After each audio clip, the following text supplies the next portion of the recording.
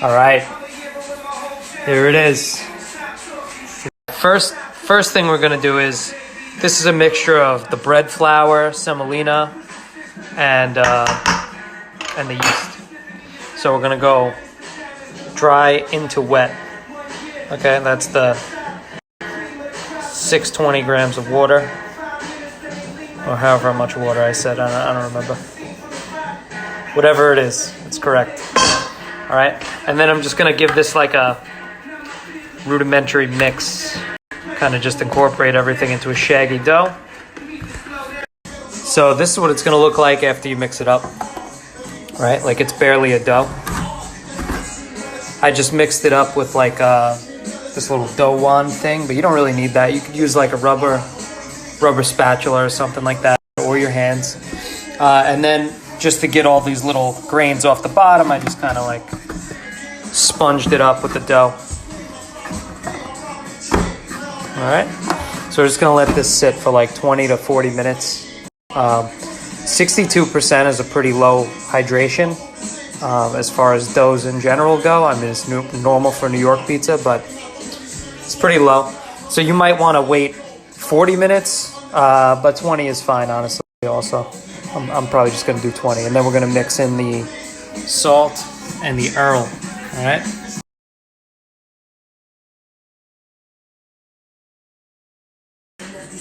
All right, so for sauce, this is a good time to get it ready while this is all doing its thing. DOP San Marzano tomatoes, Coluccio, because Coluccio is the shit, as you'll see here too. All right, I basically live there. This is minced garlic. Well, actually, this is crushed garlic. Okay, you could mince it, you could crush it, you could have it and just peel the soul out of it and let it just kind of infuse the sauce, whatever you want to do. Nice sea salt. This setup here, this is a food mill. Okay, this is gonna get all the skins, seeds, and stems out of tomatoes. You know, there's no peel in this, but it will take out the stems and the seeds for the most part. I'm kind of grinding it on a coarse setting here, so it's going to be pretty chunky. So I'm going to be milling these, okay, into a strainer so all the water hits the ground. Not all brands of tomatoes are going to need you to strain them, right? And even can to can, they can vary, you know. But I kind of want to leave it more on the thick side, a little less on the watery side, but that's just a personal preference. All right, so we got the garlic in here. This is kind of consistency that I'm going for, okay?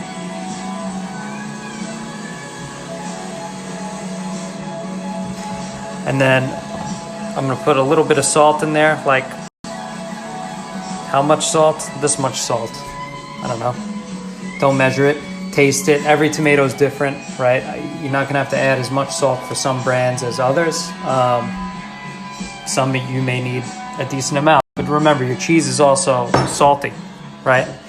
And then I'm just gonna glug a little bit of oil in here. There we go. All right, so from here, just mix it up. You're just gonna let this sit in the fridge overnight, and you'll see how it's gonna really come together by tomorrow.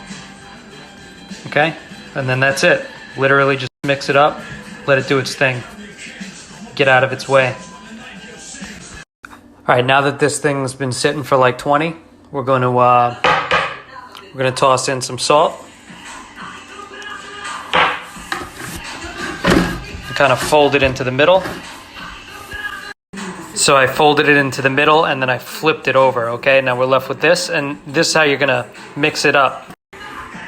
I'm grabbing it and pinching it all the way through. I'm gonna go through this dough like 5 or 6 times and then jumble it all up. It's like impossible to do with one hand. And then go through it again. And just do this until you don't feel any more salt in there. You know, it's kind of tough to do with a low hydration dough like this. You know, with the Sicilian tutorial, it's a lot easier to do this, but still manageable. I mean, you could use a mixer if you wanted to. If you're having trouble getting through the dough, just wet your hands a little bit, See? And you can continue this process. I feel most of the salt has dissolved by this point. Okay? You can see this is definitely looking more homogeneous by this point. So after you cut everything up like that, scramble it all up again. Okay? And repeat that. You'll probably go through this like 5 or 6 times. Now it's important to make sure the salt is mostly dissolved before you're adding in the oil, which you should do last. This is because oil can act like a barrier, right? So if you start getting oil between the flour and the salt, it's not going to disperse the salt as well. You know, you're using the water in the dough to kind of dissolve the salt, and in a lower hydration dough like this, that takes a little longer. You could use a very fine salt. That'll definitely help you. Mine was pretty coarse, right? So I'm gonna dump this in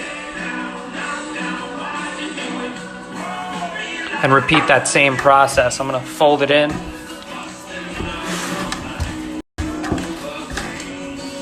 flip it. So we flipped it, now we're gonna cut it. So this is what I meant when I said that oil or any Earl that you use is really kind of like a barrier, right? You see that it's kind of blocking the dough from even sticking to itself. Whereas before, it did whatever you wanted it to do. Okay, this is normal. Keep doing your thing, keep mixing it, and the dough will get definitely less oily as it absorbs. Okay, and it starts incorporating everything that you put into it so far. So run through this like, again, 5-6 times. So after the mix, I just kind of, put it into an amalgamation. I don't know what the hell you want to call this. It's not really a ball. But it's just going to sit here, right? I'm going to cover this for about 20 minutes, and then I'm going to come back to it and start doing stretch and folds. I'll show you how we do that. All right, so it's stretch and fold time. The point of the stretch and fold is going to be to better distribute the ingredients that we've already put in there, and then also reintroduce the yeast to new flour to eat, basically, to help the fermentation along a little bit better. So to do that, we're going to work clockwise. Grab a piece of dough, lift it to its point of tension, lay it in the middle, turn it, do that again. Okay. Even though I said we're working clockwise, I'm turning the container counterclockwise. It really doesn't matter. Just go in 90 degrees. Okay? Don't give me any shit. So once you do that, flip it over. And I'm going to let this sit for 20.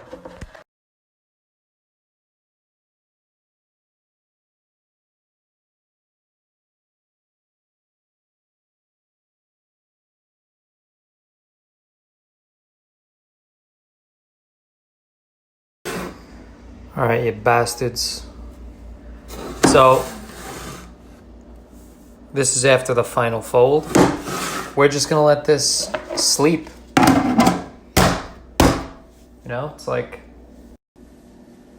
It's like almost 7. Maybe tomorrow around 10 a.m. I'll ball it up, maybe earlier. Who knows? I don't know. This dough was born around 4 p.m. I wanna cook it around that time. I'm gonna bake it around that time. So we're just gonna let it sleep, and tomorrow morning we'll ball it up like 3 to 5 hours before we're gonna use it. Look at our child. Look at our beautiful child. Smells like a beer.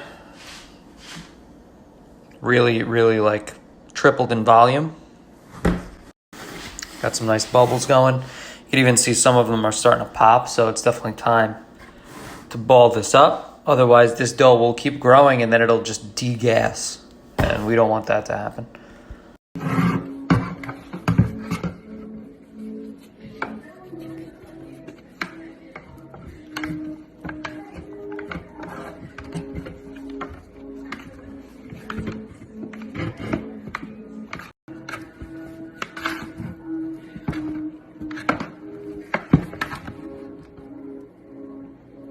See all that gluten?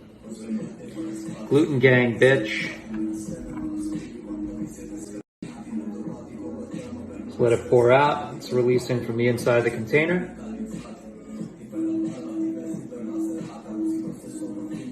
So what I'm gonna be doing here is cutting this dough and weighing out 482 grams of dough, and then we're gonna ball it. 482 is just what I need to do to make a 16-inch pizza, right? I mean, if you look at that's the size of my stone. So that's how I calculated how heavy it needs to be in order to get the thickness that I want. So, if you want help with that, just DM me and I'll figure it out. We'll do the math according to whatever size you're baking. All right, so to ball it, I don't have any flour or anything on my hands. I just have a whack-ass headband. So I'm gonna fold this thing in towards itself in the center. Okay, kind of pinch it up. And then I'm gonna palm it and close this end off as I spin. Okay. And as I close this off, this top part is getting tighter. I'm like pulling that skin a little tighter.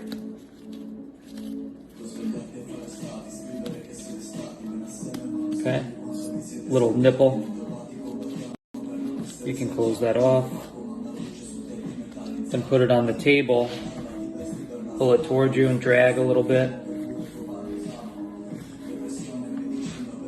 And you have a nice little ball.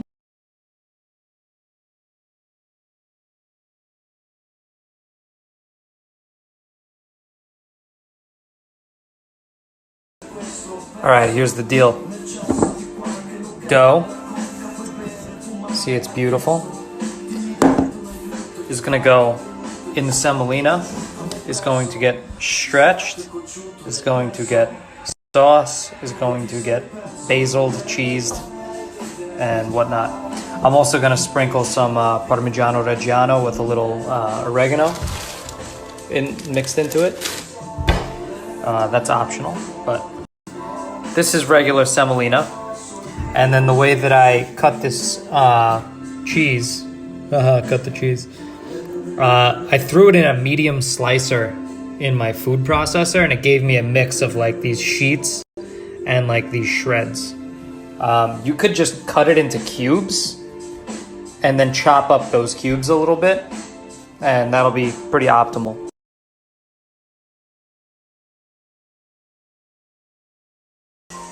Now let's check the oven, see how hot it is. So I got a steel plate here.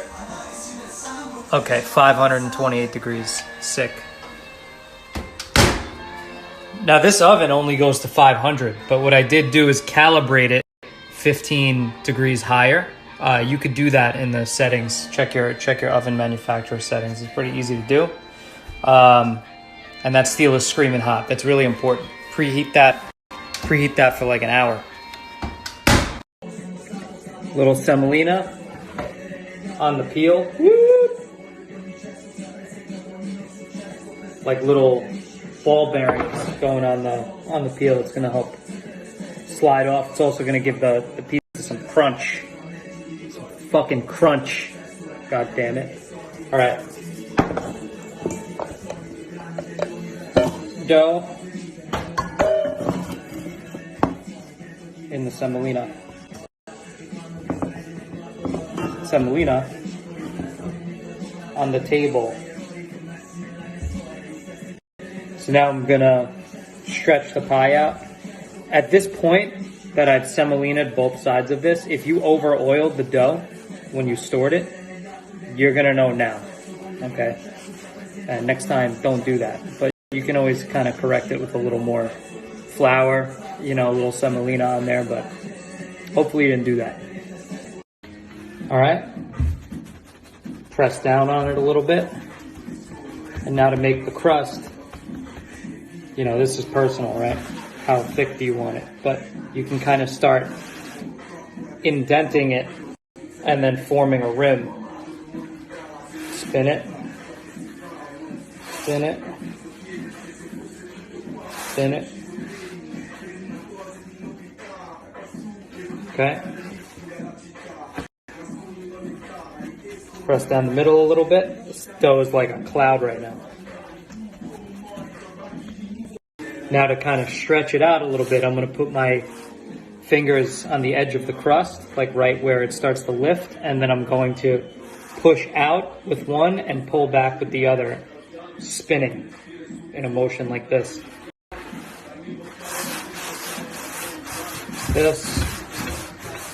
I don't really have a way to get a good angle of this because I'm a one-man show, damn it. Okay, you can see it's getting bigger.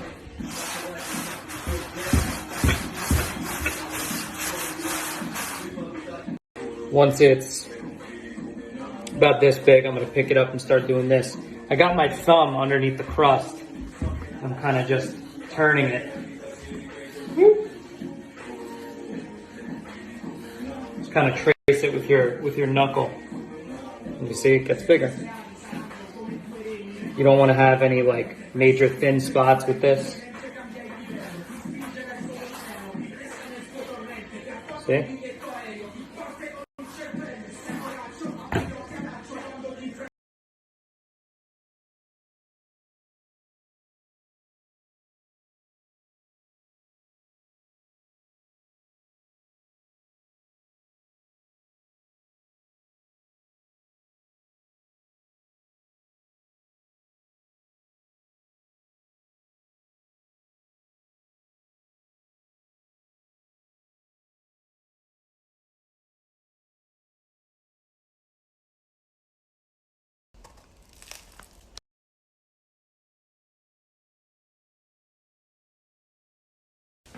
The post game.